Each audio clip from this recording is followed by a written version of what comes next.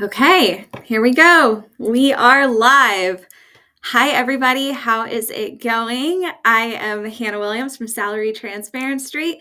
I'm going to wait for a little bit of time, a little past 12 o'clock. We just hit 12. So let me give it like 30 seconds, 60 more seconds for people to join.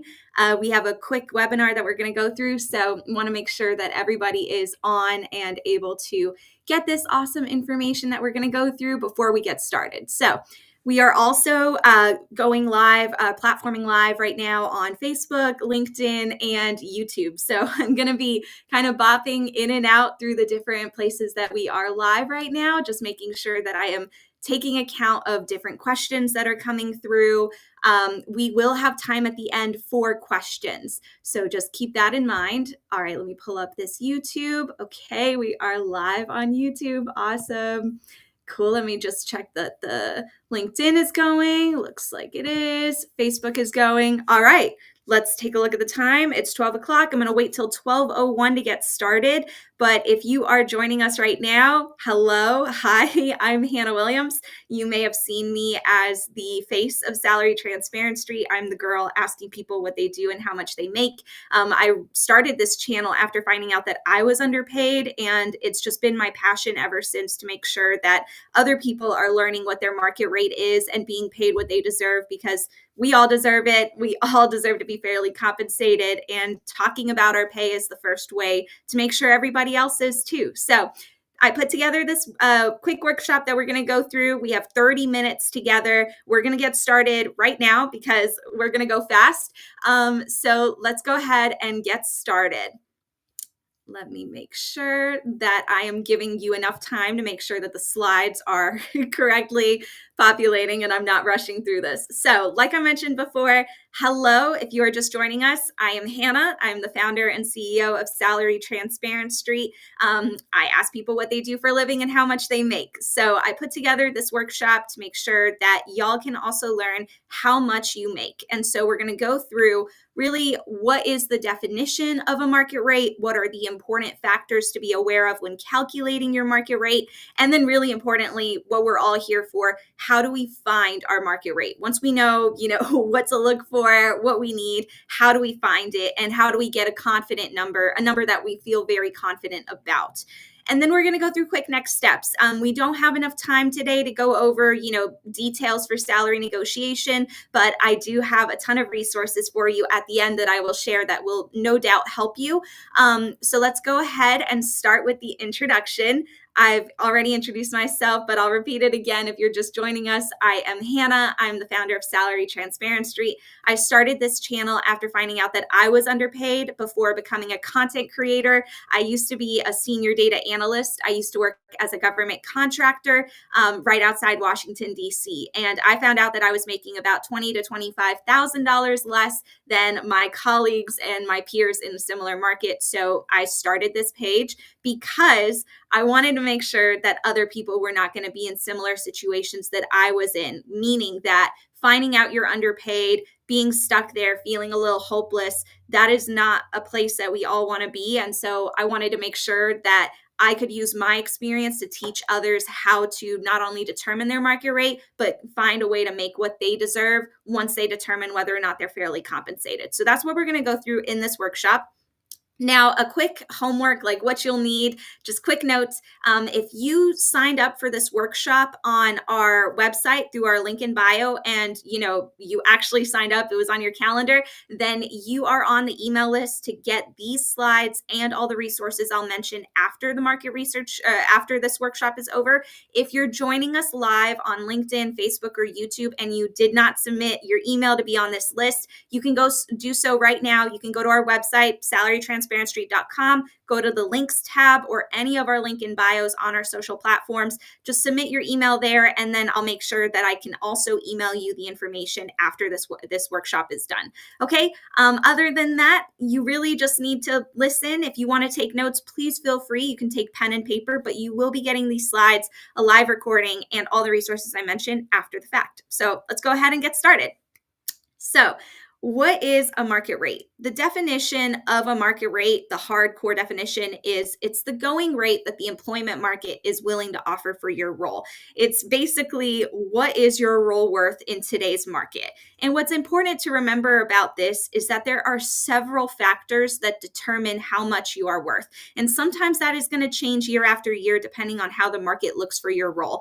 I'm going to be using tech as a common example throughout these slides just because they are very much in the news right now. And I also have somewhat of a background in tech, so I know a little bit more about it. But it's just as an example to show that the tech market, for example, is one that is very volatile and currently is going through a lot of layoffs. So a couple of these factors will definitely impact how much a tech role is worth. So let's go through a few of them. A couple common factors that people are aware of normally, what comes to mind is your location, where you live, also where the company is based if you work remote. Other things are your education. That includes your college, your high school degrees, as well as your skills and certifications. Have you ever taken a boot camp? Have you ever gone to a course that validates the certain skills you have? That is all culminated into your education. The other one is years of experience. And this isn't just direct years of experience, this is total years of experience. So sometimes when I ask people, how long have you been doing this? They'll tell me, oh, a year, but I can tell that they're probably a little bit later in their career. What they mean is that they've been directly in their role or industry for a year, but their total years of experience are probably greater. And so it's important to leverage both when determining your market rate. The other ones that people often forget about are company size. Sometimes we look at, our role as one dimensional, and that if you are a data analyst, however much you can determine for your market rate applies to every single company similarly. And that's not true. Larger companies sometimes have more budget for these roles. Smaller companies obviously have less budget. So it's important to know the company and the criteria that you need to require depending on the company you apply to. The other one is industry. Whether or not you work in your direct or indirect industry can definitely determine how much you make. If you are in a tech role working in the tech industry, you can probably command more for your market rate than if you work in a tech role in a non-tech industry. Sometimes that's not the case though. You can leverage working in a non-direct industry for your role to earn more if there is a high demand for your role. So say you work in AI, a tool that is now becoming very popular in the job market. You might be able to command a high rate at a non-tech or non-AI related company if they want to start advancing their AI program or their tech program. If they need skills that you have, that is the ultimate determinant of how much you are worth. So just be in mind of all these different factors. And whenever you're looking for a role and you are about to have an interview and you're like, how much should I ask for? Consider every single one of these factors. Are you in the same location? Are you in a high cost of living or low cost of living location? Do you have relevant or indirect education? What are your years of experience? How long have you been doing this directly versus indirectly? And total years of experience can really bring value to your role, even if it's not direct. Company size and industry are also important to be aware of. Now, last thing I'll touch on for what is market rate is range size. A lot of times people say, how much do I ask for? Do I choose one number? No. Your range size and how much you can determine your market rate is going to be a min to max difference. You're going to have a range from X to Y, and you don't want that difference to be more than $20,000. For a good example of this is $100,000 to $120,000 is how much your range size should be. It's important to give yourself that at least $20,000 difference in leverage, because when you have a conversation about negotiation, if you're applying to a new job, it gives you that leverage to negotiate. So if you start low, you can keep negotiating lower if they can't meet you at the highest rate. However, if you give them one number and they want to negotiate you lower, it's a lot harder to stay within that range that you set for yourself. And it'll kind of feel defeating to be negotiated down versus the range that you qualify within. All right. Next thing we're going to go into is how to find your market rate. There are 3 ways that you can determine your market rate. So I'm going to go through all of those one by one. The first one is salary databases. Now, there are two kinds of salary databases that I want all of you to be aware of. There's general salary databases and then specific salary databases. What's the difference? We'll start with general databases. So a general salary database is exactly that. It's one that is not geared towards any specific industry. It's not, really closing in on any one aspect of a job market, a job title, or an industry. It is one that has a lot of provided data from surveys, partnerships, but it's all compiled in one place and very general. So an example of this is Indeed, Glassdoor, Salary.com, PayScale, BLS.gov. If you go to all those sites and you search data analyst to find how much their data says that role is worth, it'll give you back an allocated average. What I mean by this is they have a huge amount of data and they're going to give you back the average number from that total amount of data. This can be helpful to give you an idea of how much the role is generally worth, keyword general, but it doesn't help you zero in on those specific details and factors that we mentioned before. You can probably filter by location, maybe by company, but it doesn't let you see the details behind every data point, meaning you can't 100% compare yourself to an average data point without considering your years of experience, your location, your education, and how all of those factors compare to that average data point. So just use this as a reference. Go to 2 to 3 different general salary databases that have like strong data, like the more data they have, the better, and jot those numbers down. Try to jot as much information as you can that's specific to your location or the company. Try to get into as much detail as you can with these general databases and jot those 2 to 3 data points down. The other one is specific salary databases. So specific databases are exactly that. They are a lot more nuanced. And so what a good example of that is salarytransparency.com. I'm going to give myself a shameless plug. But what we built with our salary database was meant to fill in the gaps that was missing from general databases. So when you go to ours, you can search, the job title for a data analyst. You can search by location. And then when you go through all the data points, they're individually listed. You don't get an average amount that is created by the thousands of data rows that we have. It's going to give you one individual data point after the other, and you can go through all of these to filter for industry, education, years of experience, all these important factors that can determine how closely you relate to a certain data point. Now, what I will say about this is you've probably seen in the parentheses 2 to 3. What I mean by this is do not rely on one single data point from any of these two types of salary databases. You want to try to gather 2 to 3 data points from maybe more than one data point in one spot, or 2 to 3 different databases. So go to Indeed, Glassdoor, and Salary.com, write down that data. Go to the specific databases, our website. You can go to, and I'll expand actually on these different types of databases. So we've also got a tech database, meaning that there are certain databases for salary rates that are organized by industry and relevant to that industry. So tech, a good example is levels.fyi. If you are a creative, there's a database called Aquent, AQUENT, and that one is specifically geared towards creative roles. If you work in the public government, if you work for the government in any type, the public salaries are already transparent. So you can go to whichever location, like losangeles.gov. That's probably not a thing, but go to your local jurisdictions.gov site, and those databases or those salaries will already be publicly listed. So go to 2 to 3 general databases, 2 to 3 specific databases, write down your data points, and then we'll move on to the next point, which is networking. And the most important thing to be aware of with networking is just like with the salary databases, you want to ask more than one person, 2 to 3 preferably. And why this is really important is because say you ask one person who gives you all the information you need. They're very transparent.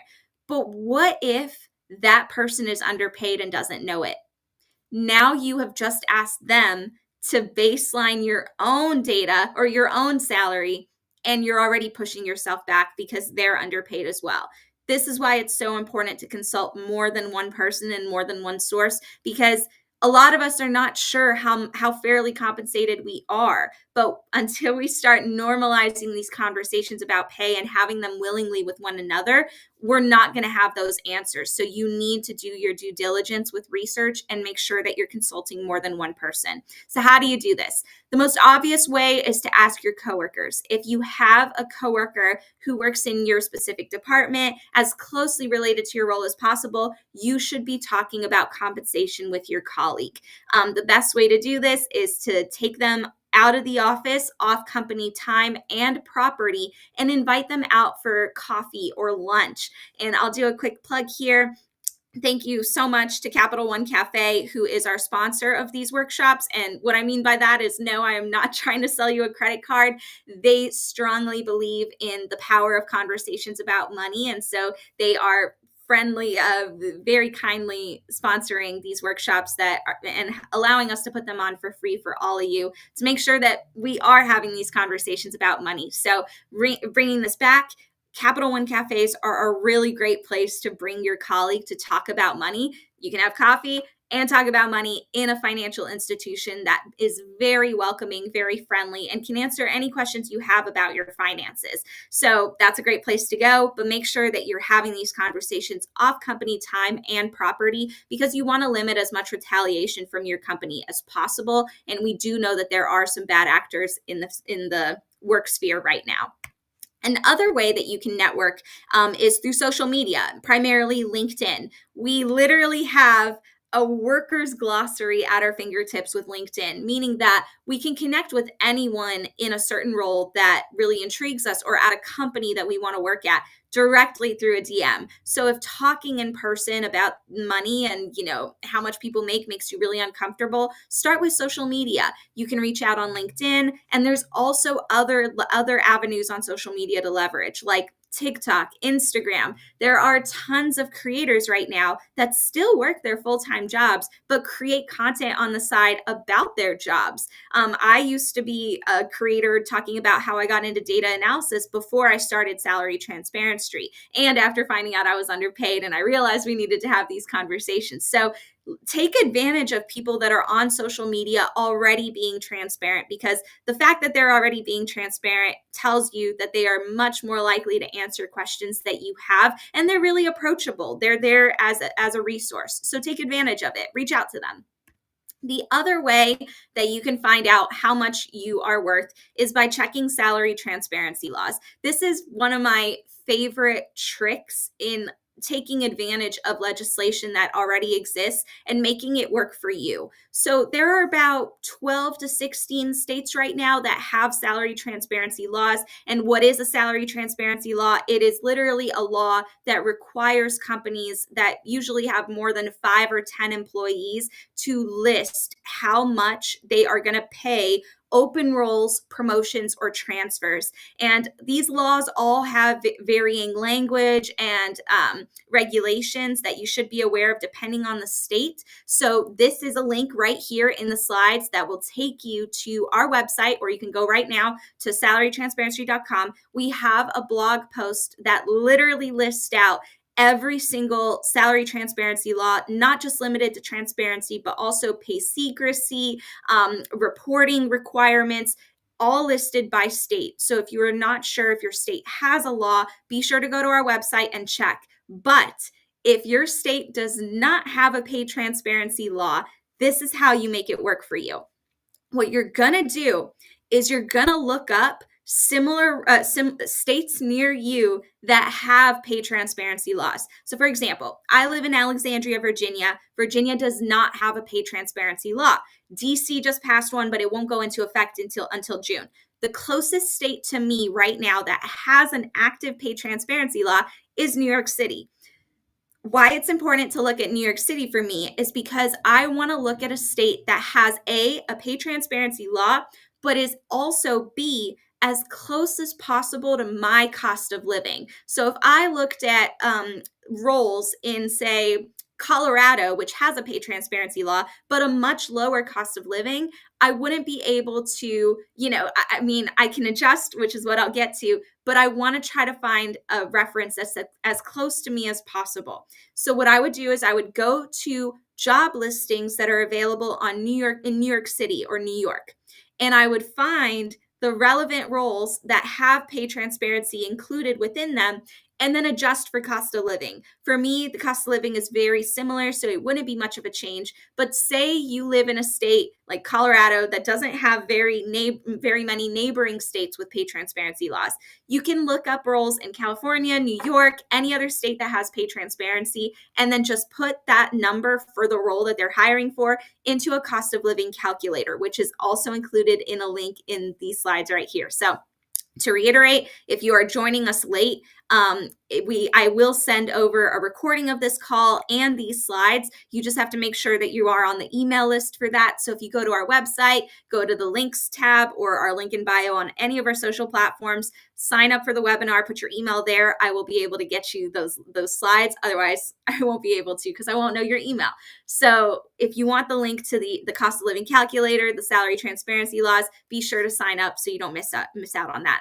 But those are the 3 ways to find your market rate. So we'll go over them really quickly again. Number 1 is salary databases, 2 to 3 general databases, and 2 to 3 specific databases.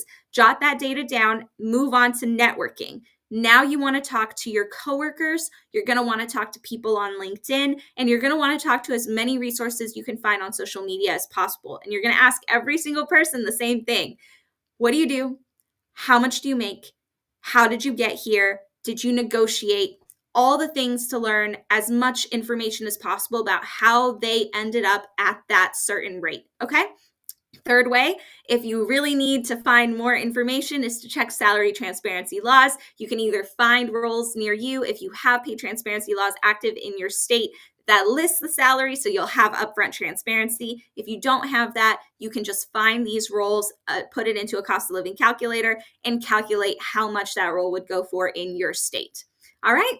So that is how you find your market rate. Those 3 steps are very, very good at helping you learn how much your colleagues are making, how you compare, and how much you can make. So if after all that you find out that you are underpaid, that you are making less than your colleagues or peers in your market, there's no shame in that. It happened to me. There's a lot of the times when this happens, blame is not meant to be put on the actual workers. We need to be holding companies accountable to making sure that they're paying competitive rates and not willingly taking advantage of their workers. So you're going to want to negotiate your salary if you find out you're underpaid. You can either negotiate at your current job, or if you really hate it, you don't want to negotiate, or you negotiate and they say no, start looking for another job. Regardless, if I were you, I would start looking anyway.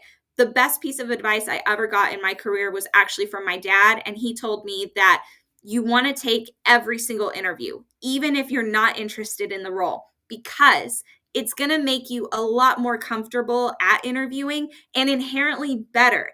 Every single time you do an interview, you will get better. And if you are nervous about negotiating or asking for market rate and, having that conversation with a recruiter, there's no better way to have that conversation than when you are not very deep down wanting this job. If it means nothing to you, it's so easy to have that conversation, and it'll make you 10 times better when it comes to that job that you really want. Okay. So we have a salary negotiation guide that can help you negotiate fair compensation. It's available at our website, also our link in bio. It's completely free, so be sure to download it if you need. And then my last points are to practice pay transparency. If this workshop brought you any value, or if you've had any conversations with a colleague or watched one of our videos and it brought you value, imagine what you can do for others in that same vein. So it's kind of punny, but pay it forward is the best way that I can try to share these learnings. And the last part is ask for what you deserve. I can't stress this enough. We all deserve to be fairly compensated, every single one of us, and a lot of us aren't. So don't be afraid to ask for what you're worth, because you're worth it. Okay. All right, so that was our workshop. I hope it was super helpful. I'm gonna go check in on the YouTube live stream now. Oh my God, we have so many comments. This is so cool. Okay, let me, sorry, let me just read through these really quickly. Oh, Benny, thank you so much. I appreciate it. Thank you, Corey. I love that you guys love our channel and our show. It's the best feeling ever. I'm so glad that I do what I do, but I don't want to take time away from all of y'all. So if you have any questions, please feel free to drop them in your chat box right now. I'm also going to do a little Q&A box in our Vimeo. So if you're joining us live on Vimeo, I'm going to put a little Q&A box up here. So please feel free to ask us any questions and I'll be able to see those there. But let me go see if there's anything going on YouTube and LinkedIn right now. Thank you, AD. I'm sure you have a full name, but all I see is AD. I appreciate it. Thank you for watching and tuning in. Gosh, y'all make me so happy. I love what I do. Thank you. Let me know if you have any questions. I'm going to check in on the Facebook here. Let's see. Oh, it's really weird to see yourself on live on another screen. Okay. Oh, all of y'all are saying hi. Y'all are so friendly. Thank you so much. Well, if there's any questions you have that you maybe don't feel comfortable sharing here, but you'd like to, please feel free to send me an email or a DM. I can't promise I can answer everything, but I will do my best if I have time to try to give, curated advice. But really, a lot of this information is straightforward. I think a lot of us know that we should negotiate our salaries, that we should ask for what we're worth, but it can be very intimidating and very scary. And so until you have somebody tell you, you're worth it, you should do it, here's how, it can feel like we're stuck in place and, just accepting of what we have. So I really hope that this workshop maybe gave you the excitement and the energy to ask for what you're worth, to do the research, to make sure that you're fairly compensated, because like I said, you're worth it. We all are, especially in this economy. We all should be making what we're worth and trying to get ahead and building wealth for our families and loved ones. So let me check on some more comments, questions, in case we have anything. Oh, hey, Mike, just discovered you guys yesterday. Thank you so much for joining us. Thank you for being here. Okay, we've got a question. Bethuel, what do you think of ZipRecruiter for salary data? It seems higher than the others. Any resource that has data is good. Indeed, ZipRecruiter, Glassdoor, Salary.com, PayScale, BLS. Every single one has data that is valid. Data that is on those sites is usually provided directly from companies, if not provided by the workers themselves, and sometimes it's verified. So if you are seeing that data is higher than usual, take it back to step one. Remember, I mentioned you want to be consulting 2 to 3 different general databases and specific databases, not just one salary database. So don't take the one data point that you see on ZipRecruiter as the only thing that you consult. You want to be getting data from other sources as well, because if you are seeing that it's higher, maybe there's a reason why, but you might be hurting yourself in a negotiation by going by one number that could be possibly too high for your location or industry. So consult more than one source is my advice there. Okay, 503 Morgan. I live in New York, make 100K, and I get that through overtime. I'm exhausted. What should I do? I can't provide personal advice there. I think making 100K is something a lot of people strive to do, but I understand that in New York, cost of living is incredibly high, and sometimes that can feel like we're making less. If you feel like you're unfairly paid, please take the steps I mentioned in this recording. I saw that you asked for my email. Our email is hello@salarytransparentstreet.com. But if you do want to get a recording of these slides, if you missed it earlier, I can send you the slides and the recording. Just go to our website, go to the links page, and you'll see free webinar happening today. Sign up there. I'll wait about an hour after this wraps up to send the email with all these resources so I can catch anyone that is signing up late. But that's the best way to get all the advice that I mentioned today. I hope that helps. Okay, cool. Miss Bailey, what do you suggest for someone over 50 as an intermediate data analyst? Good for you, girl. That's awesome. I was laid off a couple months ago and it's tough finding work. I should have read the second part. I'm sorry. I'm very proud of you though to be in this role, especially as you mentioned someone over 50. It's not common to see a huge range of diversity in age in tech, so good for you. Snaps to you for even doing it.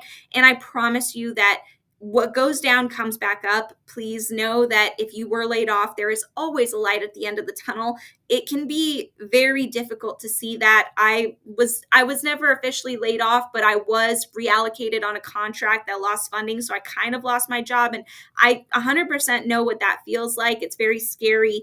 So please, give yourself grace and the time to process. But if that was a couple months ago, keep doing what you're doing. My biggest piece of advice for finding a job is networking. And I wish that I had a better answer than that. But truthfully, when I talk to people on the street, almost every single one of them received their jobs because of somebody that they knew. And we shouldn't villainize networking. At the end of the day, we all want to work with people that we like. It can be hard to take a gamble on a stranger, but it's a lot easier for your colleague to say, hey, I worked with Bailey. She was amazing. Like, they helped me do this, they helped me do that, they could do all these things.